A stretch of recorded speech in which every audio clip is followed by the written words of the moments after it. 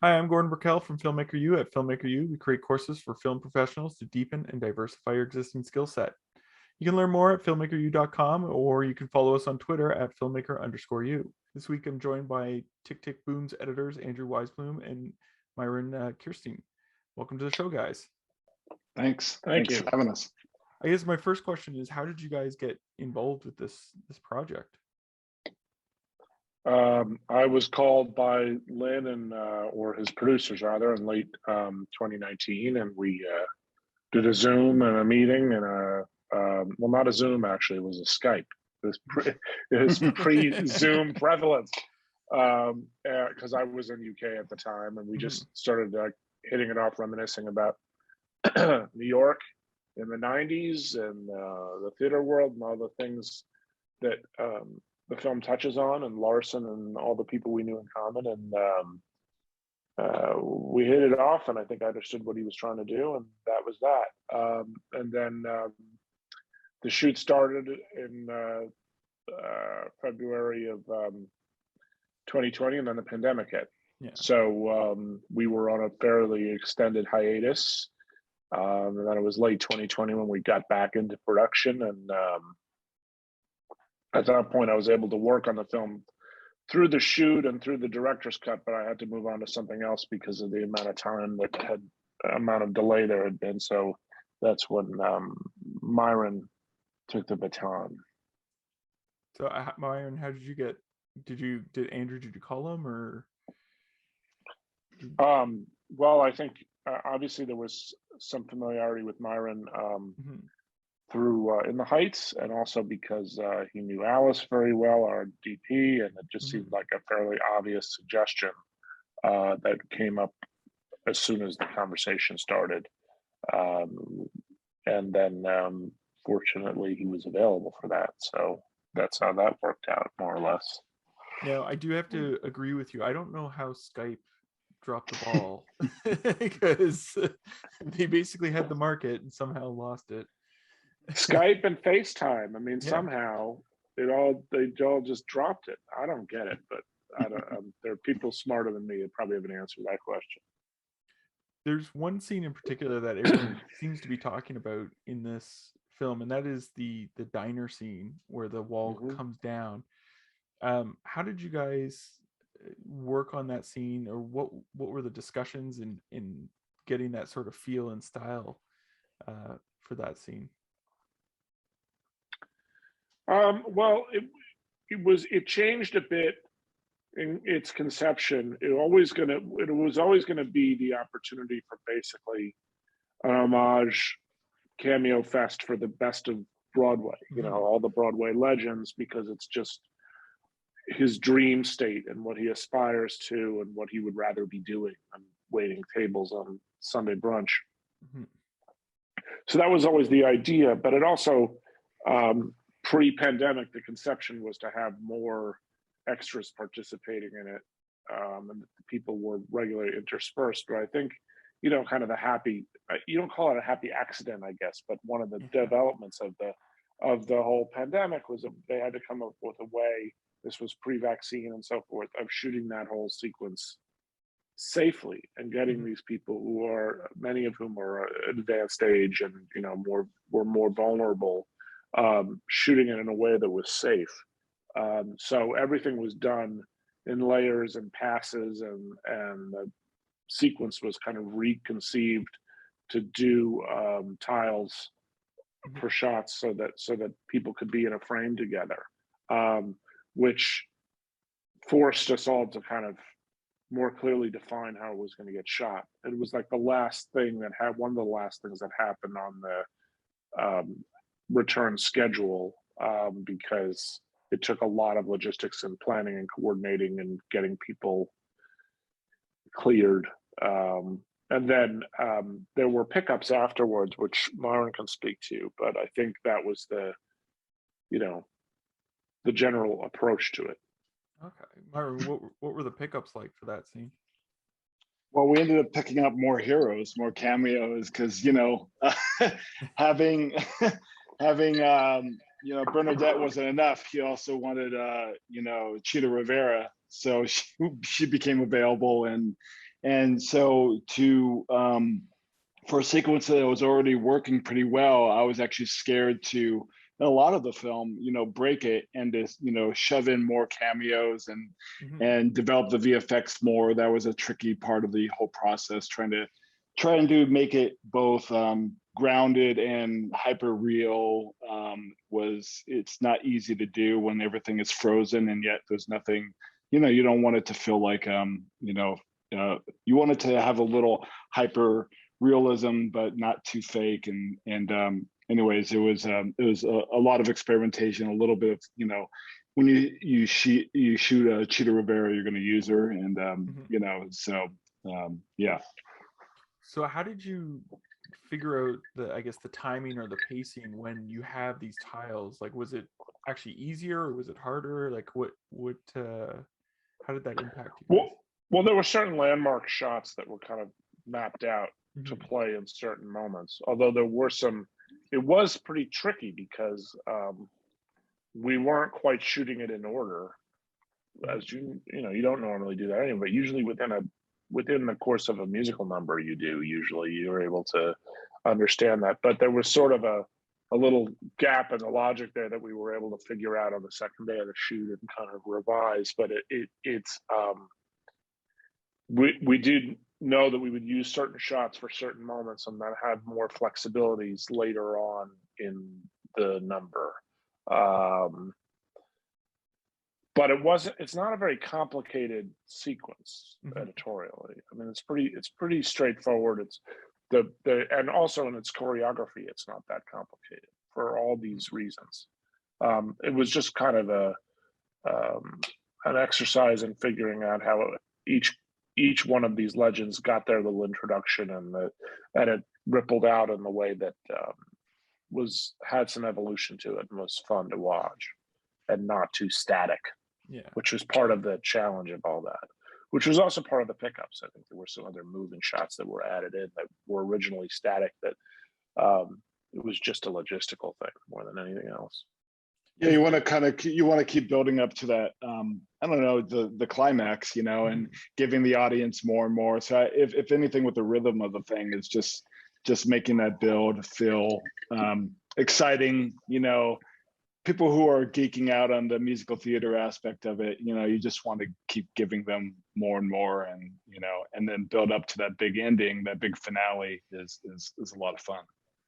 You also want to keep it developing and interesting for the people who might not know who those cameos are. So, which I think it does. But is there, working on a musical, is there something that you could, or advice you could give to editors who haven't worked on musicals if they're about to start one, something that you didn't know before getting into cutting musicals? Don't treat it any differently than any other scene that you've ever cut. That's my first advice. Is you're basically building selects and moments and kernels of things that you love, performance wise or storytelling wise, things that you think might advance a scene, and just don't treat it any differently. Having cut two of them in a row, I would just say that, and also I really enjoy trying to keep musicals grounded in some sort of reality, even though there's moments of magical realism, like in Sunday, or When the Sun Goes Down and In the Heights.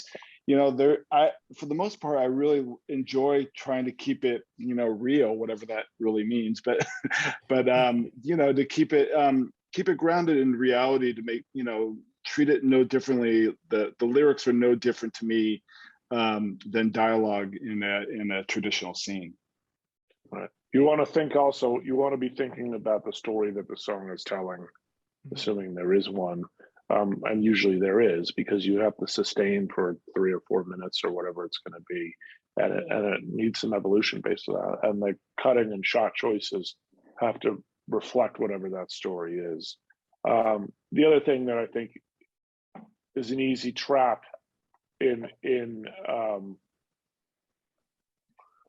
cutting a musical number, particularly the longer ones, is to make sure that you keep it grammatically dynamic, in the sense that you're not overusing or reusing your favorite shots over other shots, and especially since sonically you're repeating yourself, right? Like you go into the bridge and the chorus and the bridge and the chorus and the I mean, the verse, chorus, bridge, whatever it is. You want to keep that interesting visually and not just keep repeating a pattern. That's always a bit of a trick. And in picking your selects, you want to identify for each shot or setup what is its best use, what is its best purpose, and through the process of elimination, I think, figure it out from there. If you know you're going to use this one crane shot in this one key moment of a number for a very specific reason, but they've rolled it and you've got a take that's, just doing this the whole time. You don't want to use that 4 or 5 times and blow its energy by the time you hit it. You have to make those choices pretty consciously and try and understand what each shot is meant for, even if it's covered for an entire song. Was there any songs that you had to cut down? Several. Yeah, several. Almost all of them. It's pretty much standard part of cutting a musical. Either you're experimenting and cutting a whole musical number out, or cutting them down, which was pretty much, it was, I would say maybe No More was the only one that didn't get cut down. I think a lot of them were trimmed in some way. I mean, no way is pretty succinct. I don't know that was 3090 really cut down. I don't know that it was. There was certainly a lot of intercut experiments, but the actual song itself, that's true. But generally they go through that kind of scrutiny, because you're often getting more than you can hold up the momentum for inside of a movie. And as you go through the exercise of trimming a movie, and the first instinct is you want to get the movie tight and concise and sharp and really get it cooking. And then the first part of that process, the instinct is you're going to start attacking all the dialogue scenes first and the other stuff first to get those as sharp as they can be. And then you hit this 4-minute number. Well, there's not much to do. Of course, there is something to do, but that's not the easiest place to start in that process. You kind of figure out what you can do around those numbers first that gets the pattern going and the movie flowing. And then you start to look at what's expendable in those numbers, or what makes them more effective.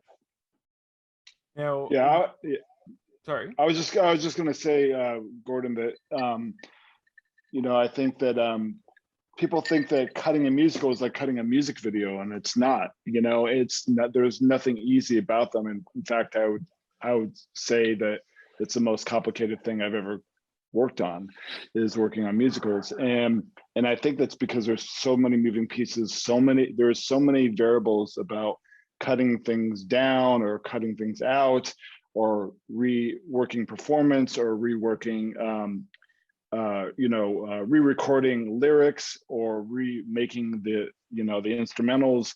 It's just like this fluid process, no different than a huge VFX show. So it can be very overwhelming at times, where you just have so many moving pieces coming at you on one given number, let alone 8 to 10 or a dozen. So it's a lot to juggle. On the other hand, I find that, at least in the assembly process for me, I could spend days on a complicated dialogue sequence or dramatic sequence, kind of exploring performance avenues and where it's going to go, and how one reaction informs another reaction and all that stuff. When I'm cutting a musical number, I usually assemble it pretty quickly, regardless of how much material I have or how complicated it is, because once you make specific prioritized choices about how you're going to use a certain shot or use a certain moment, the way that kind of expands out and meets the other parts of the number fall into place pretty quickly in terms of a process of elimination. I mean, that's just for me how I find that. It can go through a lot of revisions later, and a lot of reworking later, and a lot of options later, but ultimately once you make one decision inside a number, it pretty clearly informs where you're coming from, where you're going to around it. Mhm. Is there I think the different. I think the difference on In the Heights was somewhat the scale when they would shoot 4 days on a musical number, and I'd be like, okay, they're running 3-4 cameras, you know, the entire day for 4 days. So, you know, where do I start? But I would agree with Andy. Like there, you know, once you get certain like big blocks set, you know, that crane, you know, or you know, one shot's going to finish this number.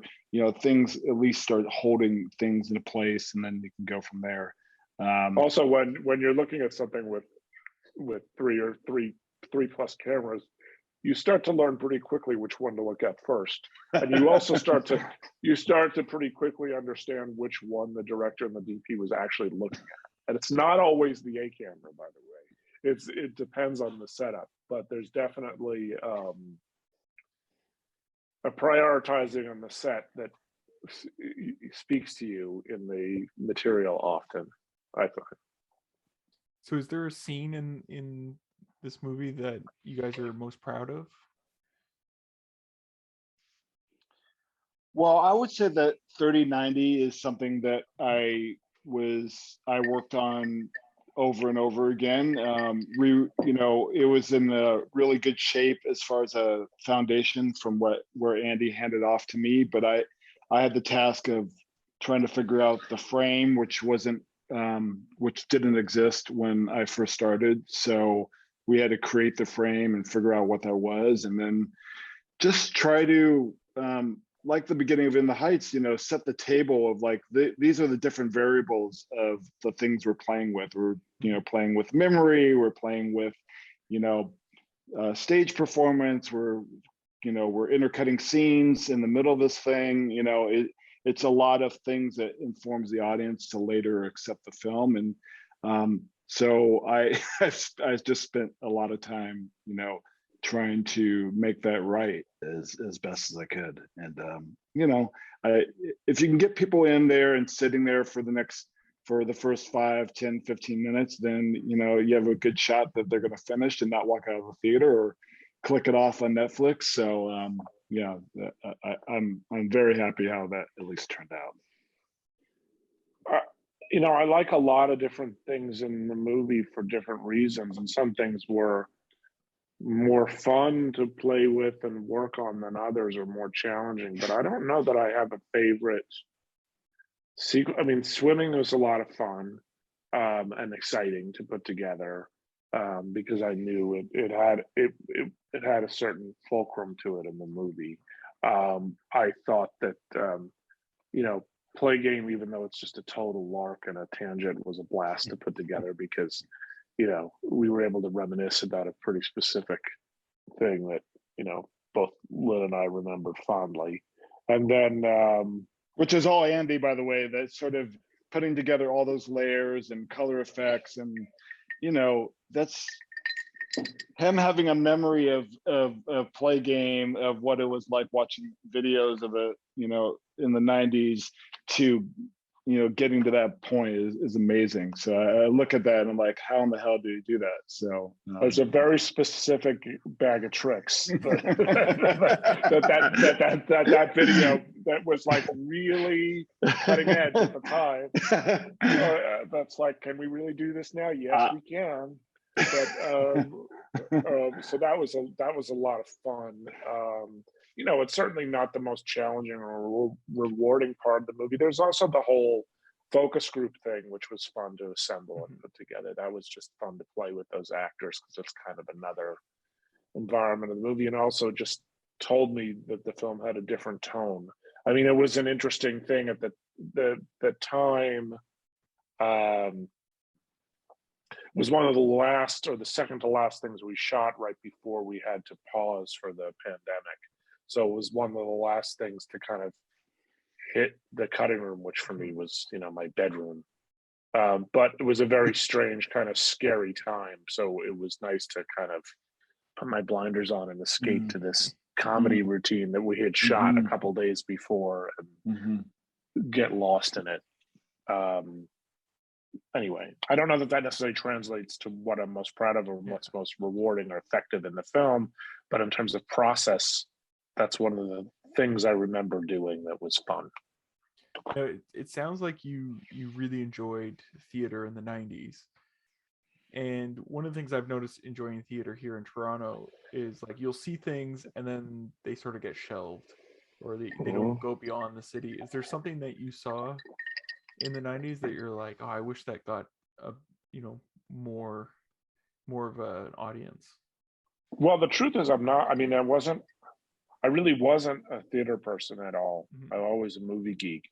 But I did know some of the people who were trying to make an impression at the time in the theater world.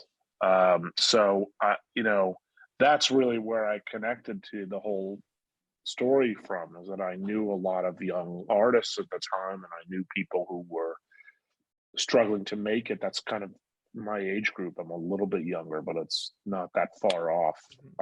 And of course, the whole AIDS crisis, which, you know, was a pretty significant part of adolescence for me, or, you know, young adulthood, just knowing that that was around and out there, which, you know, we have a different challenge right now, but it's not something that I could see, at least when we started the project, how young adults today might relate to that.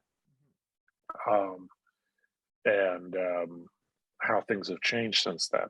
I think that's the thing that I connected to and wanted the film to communicate to people, is that context of what, you know, pursuing that kind of artistry and that kind of impact on the world, which I think is very different now in terms of media and art, and what's selling out versus what's commercial versus, like, all those concepts I think have changed pretty radically over time, that I don't think the world, at least artistically, would be recognizable to someone like Jonathan Larson right now. Now, I have one last question for you guys. You know, we've been stuck in this pandemic for quite a while, and a lot of people have turned to streaming services for entertainment. Is there a show or a movie you discovered over the last year that people should check out?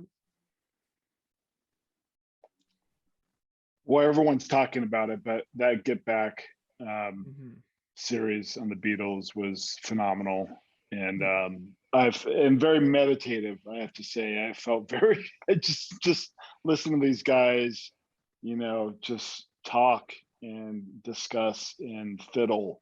And if anything, it really compares to the process with Jonathan Larson, where it just takes a lot of work to get to the other side.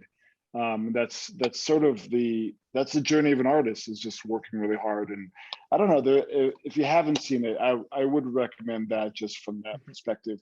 You know, Lynn told me, you know, it takes him years to write a song sometimes. You know, he said that it took him like, you know, 24 versions of Breathe and then The Heights before he came up with that version. And people just forget that it's about process, and that's what editing is. It's about, and filmmaking is about process. So Get Back are very much related to similar to working on Tick Tick Boom.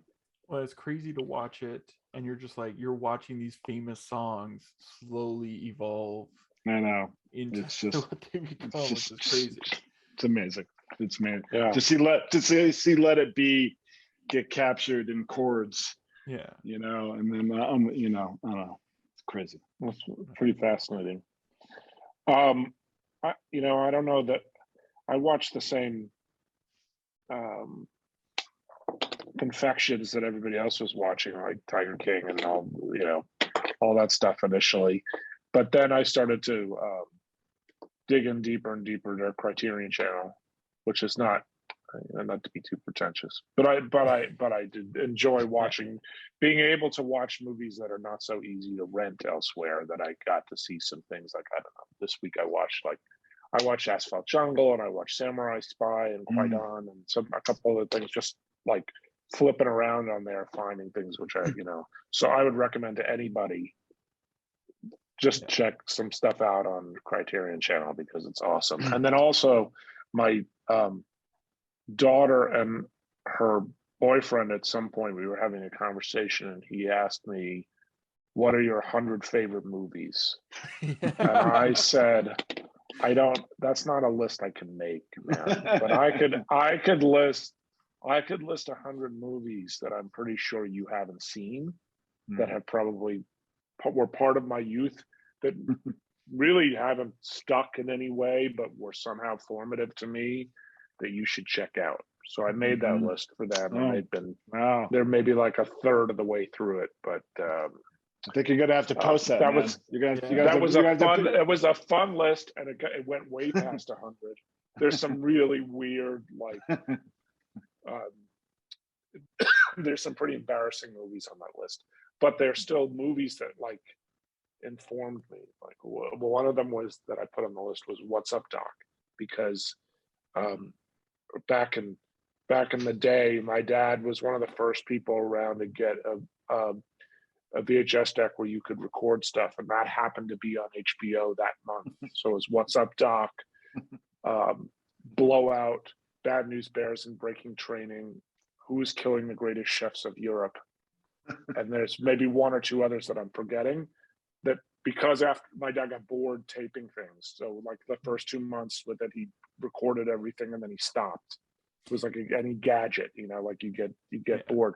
But then I had these tapes, these like 8 or 9 tapes, and every weekend I watched one of them again and again and again and again. So that's why What's Up, Doc, so sad to see that Peter Bogdanovich passed away. But anyway, I was reminded of that. I'll mention one other thing on the flip side of a Criterion. I went to go to the drive-in theater with my 15-year-old son to go see Scream last night, and that was the new one, and man, that was the best experience I've had. And that's probably one of the best places to see it, is in a drive-in.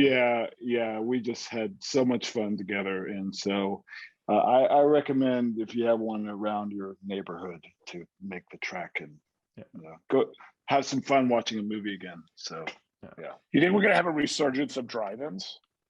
I think it's happened already. I think pandemic has helped a bunch of them sort of resurface. It was packed, it was a 4-screen drive-in theater, and I enjoyed it. I actually saw In the Heights in the drive-in theater as well, and it was a lot of fun. The sound wasn't great. But it was the way to. It was a great way to watch a IMAX. Atmos mix of your beautiful musical. But for a horror film, you don't go to a drive-in for the technical experience. It was. I think having fun watching movies again there's something about that theater experience. We've talked about this in other interviews, Andy, but just to do that at home and get to watch Get Back, but also to be able to go to a theater or a drive-in theater, there's something really fun about it and magical, and I forget what that was like, and anyways, hopefully people will find a little fun in watching this stuff and just digesting endlessly amount of content. So yeah. Well, thank you so much for letting me interview you guys. Sure. Thank you. And that's it for this week, guys. Make sure to check out filmmakeru.com for all our latest courses. I'm Gordon Burkell. Thanks for watching.